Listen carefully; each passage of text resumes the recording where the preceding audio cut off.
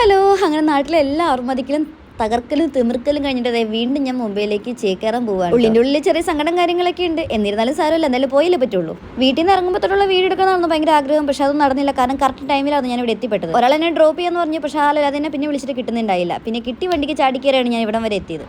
ആ ഒരു ടെൻഷനിൽ വീഡിയോ കാര്യങ്ങളൊക്കെ എടുക്കാണ്ട് വിട്ടുപോയി. എന്നാലും അവസാനം ഞാൻ ഇവിടെ എത്തിപ്പെട്ടു. പിന്നീട് അങ്ങോട്ട് സീറ്റ് കാര്യങ്ങളെല്ലാം അറേഞ്ച് ചെയ്തിട്ട് ഓപ്പോസിറ്റ് ബർത്തിലേക്ക് നോക്കിയപ്പോൾ ഒരു ടീഷർട്ട് ഒരു ബാഗും എൻ്റെ മനസ്സിലിട്ട് പൊട്ടി. കാരണം വാരണായിരം ഫിലിമിലെ ആ സീൻസൊക്കെ ആയിരുന്നു എൻ്റെ മനസ്സിൽ അന്നിട്ട് ഓടിക്കൊണ്ടിരുന്നത്. പക്ഷേ കാര്യം ഉണ്ടായില്ല. യോഗമില്ലാമണിയെ പൈ മടക്കിക്കോ. അത് ഏതോ ഒരു അങ്കിളുടെ സീറ്റായിരുന്നു. പിന്നെ ഞാൻ എവിടെ പരിപാടി അവതരിപ്പിച്ചാലും എൻ്റെ അവസ്ഥ ഇങ്ങനെയൊക്കെ തന്നെ. നൈറ്റ് കഴിക്കാനുള്ള ഫുഡ് ഞാൻ വീട്ടിൽ നിന്ന് പാക്ക് ചെയ്തിട്ടുണ്ടായിരുന്നു കേട്ടോ. ഫുഡെല്ലാം കഴിഞ്ഞതിന് ശേഷം ഞാൻ നേരെ വാഷ്റൂമിലേക്ക് പോയി. അവിടെ എത്തിക്കഴിഞ്ഞപ്പോൾ എനിക്ക് ഭയങ്കര സന്തോഷം തോന്നുന്നുണ്ട്. കാരണം ഫസ്റ്റ് ടൈമാണ് നേത്രാവതിയിൽ കമ്പാർട്ട്മെൻ്റ് ആണെങ്കിലും ബാത്റൂം ആണെങ്കിലും ഇത്ര നീറ്റ് ആൻഡ് ക്ലീൻ ആയിട്ട് അവർ കീപ്പ് ചെയ്യുന്നത് ഞാൻ കാണുന്നത്.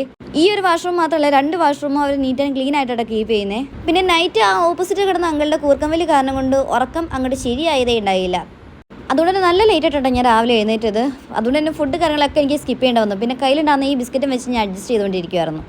ഒരു ചേട്ടൻ വന്നിട്ട് ഇതുപോലെ ജ്വല്ലറീസ്, ഇയറിങ്സ്, ബാംഗിൾസ് ഒക്കെ വിൽക്കുന്നത് കണ്ടത്. ഒന്നും വാങ്ങിച്ചില്ലെങ്കിലും ഇതൊക്കെ കൗതുകത്തോടെ നോക്കുന്നത് ഒരു രസമായിട്ടുള്ള കാര്യം തന്നെയാണല്ലോ. അങ്ങനെ ഫൈനലി മുംബൈയിലെത്തി. മുംബൈയിൽ ഇവിടെ നിന്ന് എനിക്ക് ലോക്കൽ ട്രെയിനിൽ കയറിയാണ് എൻ്റെ അടുത്ത ഡെസ്റ്റിനേഷൻ എനിക്ക് എത്താനായിട്ട് പറ്റുള്ളൂ. അങ്ങനെ അവിടുന്ന് ലോക്കൽ ട്രെയിനും പിടിച്ച് നമ്മുടെ ഡെസ്റ്റിനേഷനിലെത്തി. അതെ, CST. ഇവിടെയാണ് എൻ്റെ ലൊക്കേഷൻ വരുന്നത്.